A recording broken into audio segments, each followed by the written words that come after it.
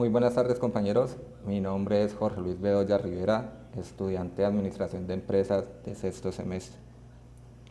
Hoy en nuestra clase de Sociología vamos a hablar de un tema muy importante, como son los movimientos sociales contemporáneos en Colombia. Pues este tiene muchos componentes y yo pues le voy a hablar de uno de ellos, que dice que la concentración de poder en las élites. Pues según la BBC, en un estudio realizado en 2022, asegura, en un artículo que ellos llamaron los mismos que siempre han gobernado a Colombia durante 200 años, nos dice que pues prácticamente el país siempre desde su independencia ha sido gobernado por las mismas familias, los mismos poderosos de siempre. ¿Qué quiere decir? Que durante casi los 200 años de independencia han sido solamente 40 familias las que han gobernado nuestro país. ¿De qué características tienen esas familias que han gobernado? En un inicio, pues que eran grandes tecnócratas, periodistas o abogados, que gracias a su discurso lograban como atraer a ese gran pues, público y pues gracias a esa pues, buena oratoria lograban como convencer y hacer que sus ideales surgieran y era la forma de ellos gobernar. Pues poco a poco, digamos, ese movimiento fue cambiando, pero esos tecnócratas lo que hicieron fue como irse aliando con los influyentes en los que eran los gremios. Una de las características muy de ellos es que prácticamente de los 118 gobernantes que habían hasta 1974, era que pues, en su gran mayoría todos habían sido nacidos como en la región de los Andes y educados en la prestigiosa Universidad de los Andes. Cuando ellos se alían con los gremios, pues lo que hacen es que el poder, tanto político como económico, pues lo comienzan a manejar. Y eso desde tiempos remotos se comienza a evidenciar a lo que tenemos hoy en día. Hoy en día si vemos también las grandes agremiaciones, como lo son la Federación Nacional de Cafeteros, el Sindicato Antioqueño, el Grupo Ardilalule, el Grupo Santo Domingo, el Grupo Luis Carlos Sarmiento Angulo, que son como los grandes, podemos decir, los grandes pues, poderosos en cuanto al poder económico en el país, están aliados con el gobierno que hasta su momento venía pues gobernando el país y gracias a eso hacían que todas las políticas públicas, tanto económicas, pues fueran muy acorde a a los intereses que ellos tenían. Siempre la concentración de poder ha estado como regida en eso. Las familias que vienen como gobernando desde tiempos atrás y el poder económico, el cual pues da, como se puede decir, el dinero. Son dos factores fundamentales que en su momento pues enmarcan los rumbos del país. Todas las políticas económicas están dirigidas en gran medida a las conveniencias de estas grandes corporaciones, a las conveniencias de los dirigentes que pues ellos les conviene. Y esto enmarca como el poder de que en Colombia casi el 80% de la riqueza está concentrada solamente en el 10% de la población. El resto, pues digamos, le toca como sobrevivir a todas estas políticas que pues, nuestros dirigentes imponen.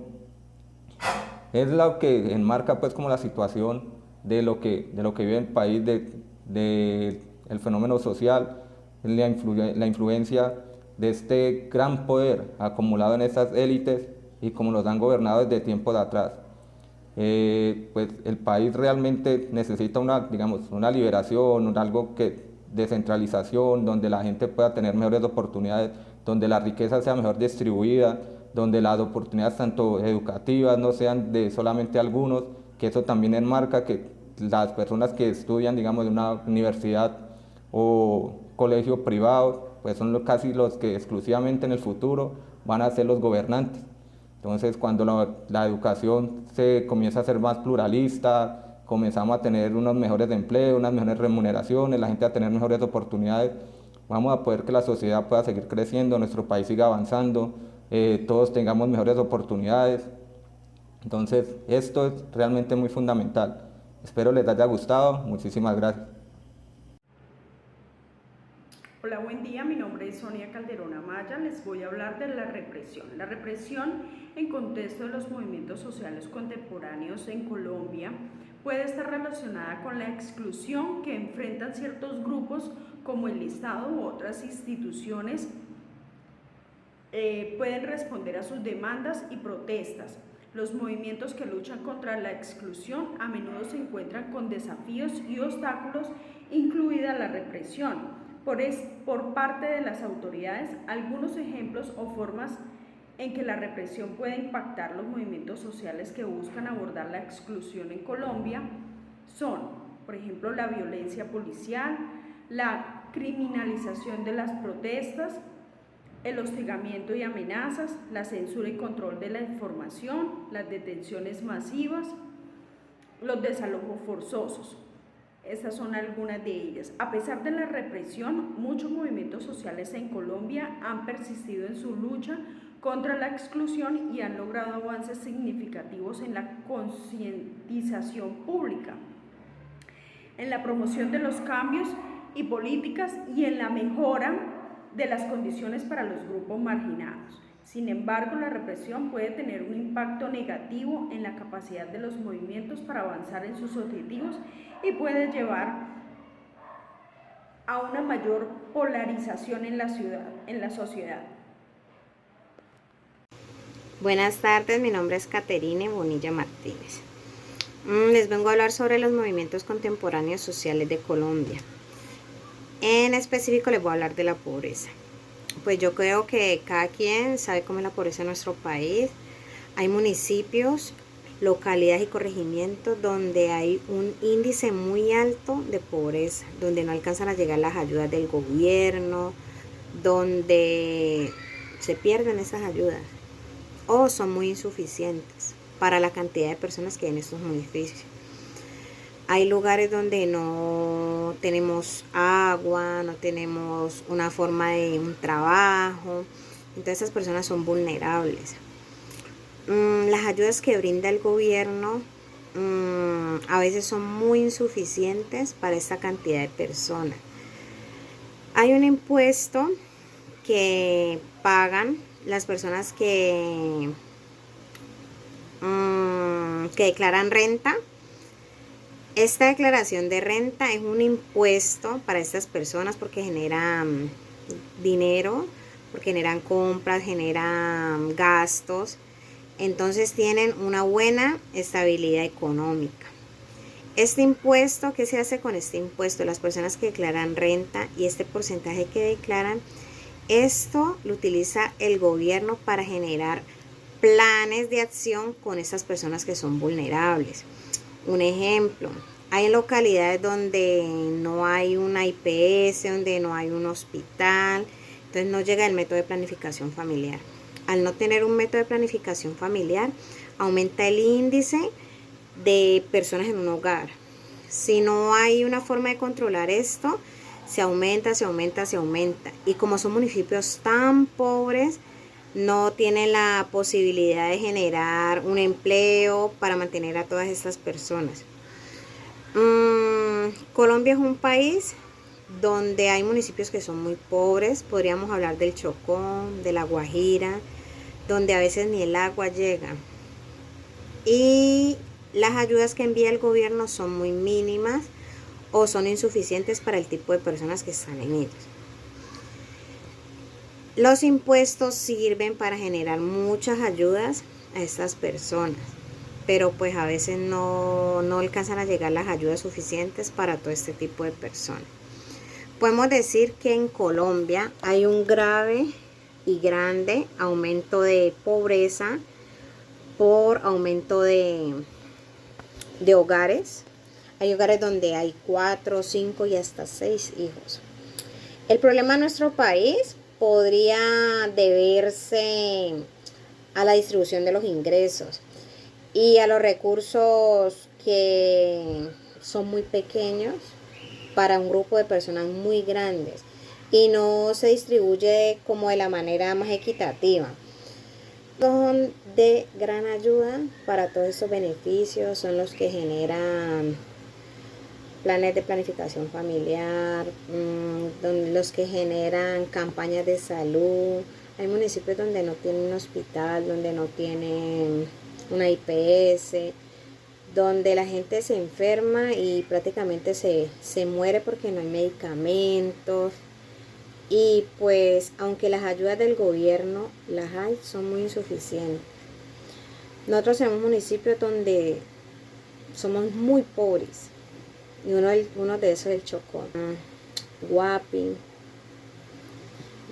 Gracias a los impuestos se generan muchas ayudas, pero estas ayudas son insuficientes. Muchas gracias. Nuestro grupo es el número 1 y el tema al que vamos a hablarles el día de hoy es de movimientos sociales contemporáneos en Colombia. El nombre de mi compañera es Ana María Alarcón. Básicamente nosotros queremos enfocarnos en aquellos movimientos sociales que fueron de manera contundente e importantes y que enmarcaron una historia en nuestro país. Para empezar, vamos a hablar de la violencia. La violencia, como todos sabemos, en nuestro país surge hace aproximadamente más de un siglo como tal, y básicamente se genera a partir de diferentes puntos de vista que no son todos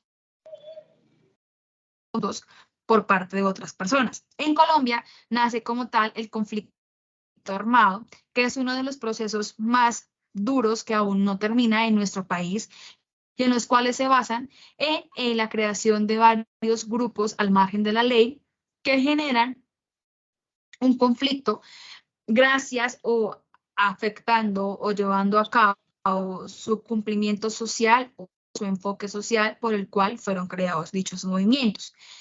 Entonces, todos estos movimientos sociales de conflicto hacen parte o forjan una violencia que en Colombia año tras año se ha venido presentando, de pronto en décadas anteriores un poco más cruda que en las que actualmente nos encontramos, pero igual dejando siempre un tema de sinsabor, un tema de familias vulnerables, familias que quedan solas a raíz de simplemente un cierto grupo de personas que no tienen en cuenta todo aquello que implica dejar o quitarle la vida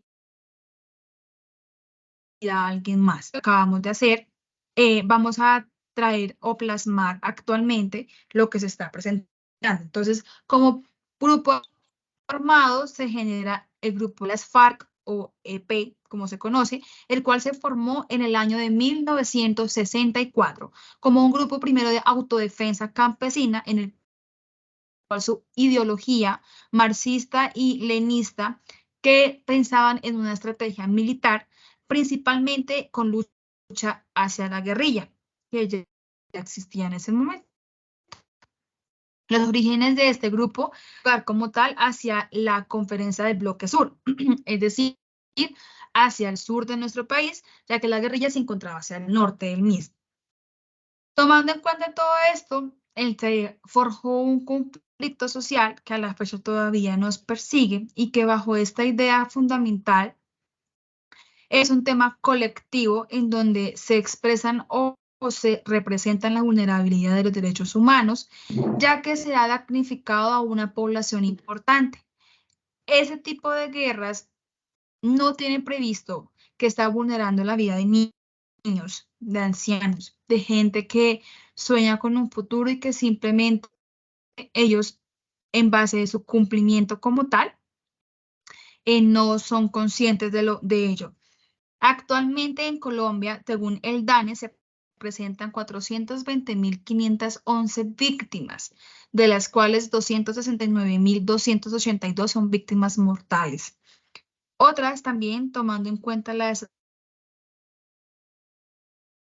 desaprovechada, tomando en cuenta de menores, el secuestro, la violencia sexual, el tema de campos minados, el ataque que se hace contra la fuerza pública y todo aquello que genera un tipo de porcentajes o de víctimas mortales. Otra como tal es un tema de a qué denominación debemos nosotros el tema de masacres de acuerdo al grupo de armado. Entonces, por ejemplo, tenemos una gran cantidad de casos de masacres en nuestra población al año 2018 de grupos al margen de la ley, pero no son identificados, ya que cada uno, así mismo como maneja su sector, que actualmente son muchos más amplios grupos armados, porque ya se encuentran la guerrilla, el ELN, que es el Ejército de Liberación Nacional, actualmente también ya se encuentran las BACRIM, que son las que trabajan o las que se permanecen en el Urabá, Antioquia.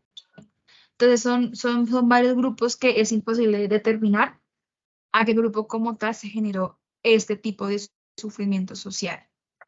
Entonces, como tal, en Colombia, a pesar de que los gobiernos han trabajado en mano a este grupo legal para poder disminuir o para tener un mejor estado de vida o un mejor estado social, ha sido imposible llegar a un pacto como tal en donde se realice un tipo de victimización hacia los terceros y asimismo hacia ellos, porque pues se entiende que así mismo como tienen una ideología, cuentan con un tipo de pensamiento un poco complejos, pero respetables.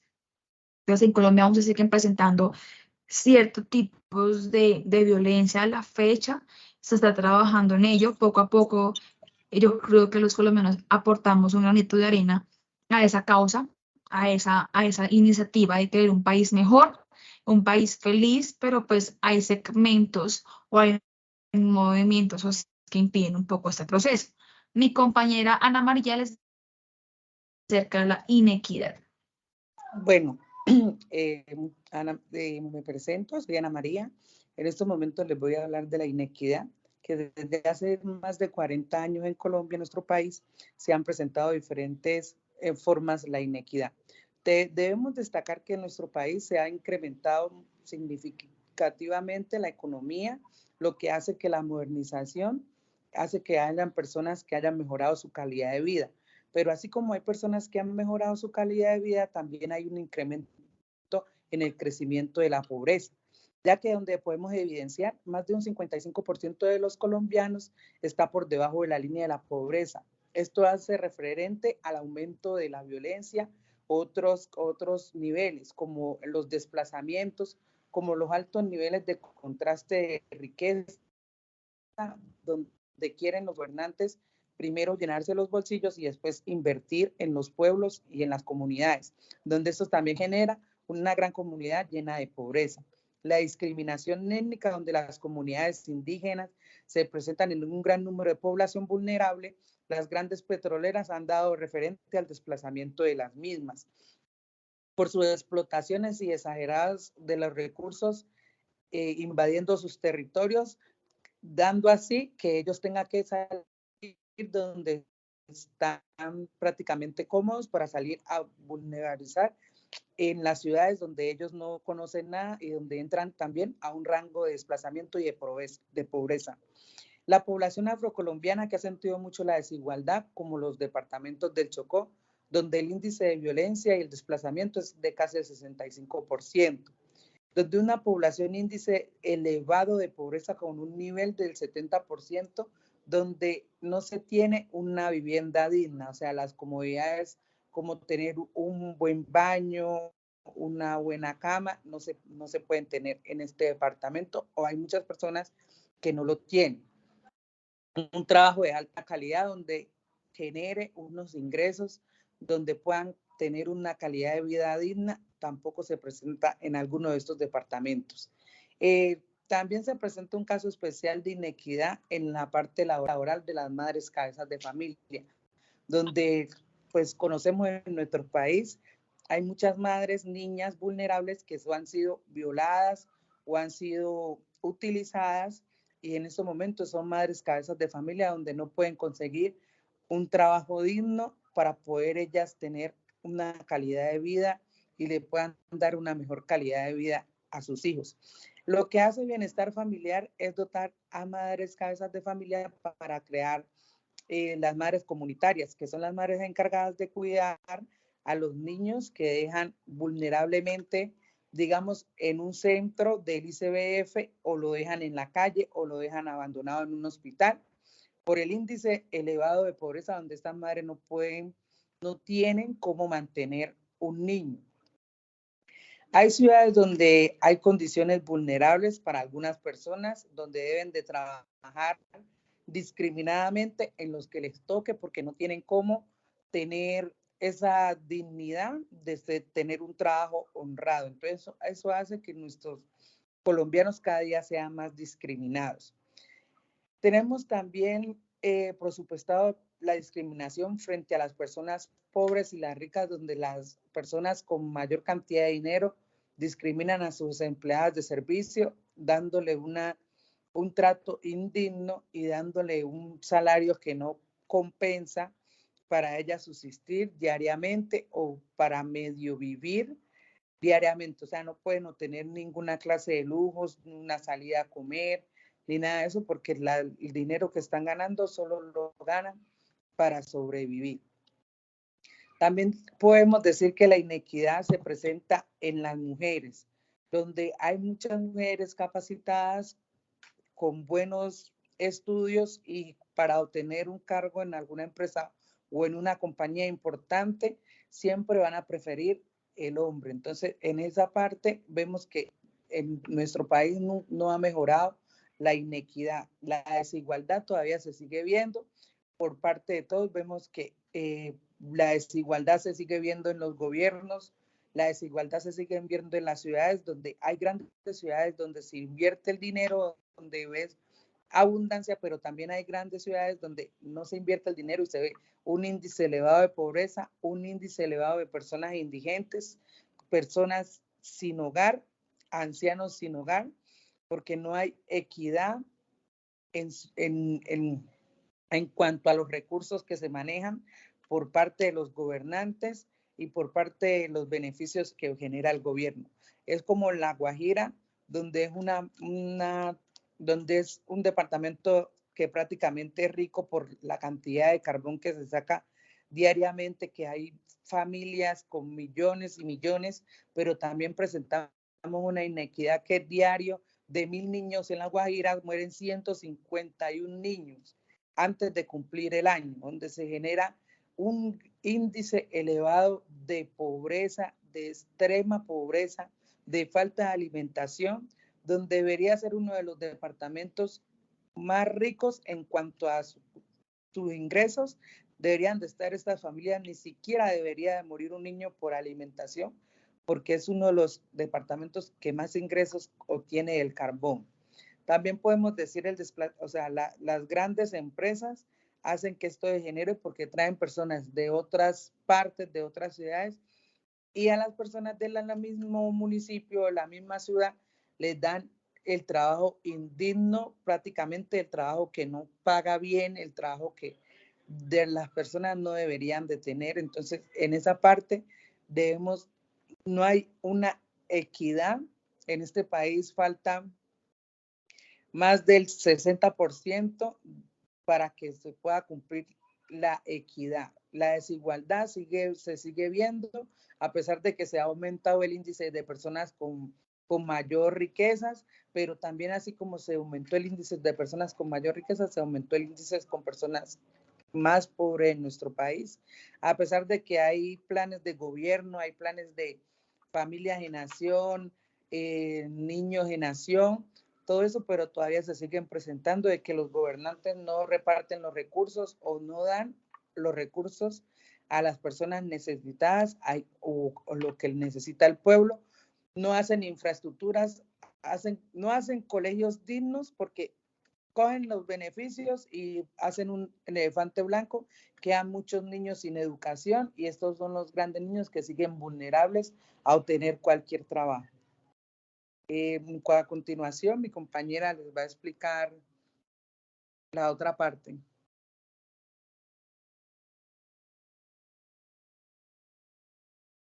Erika.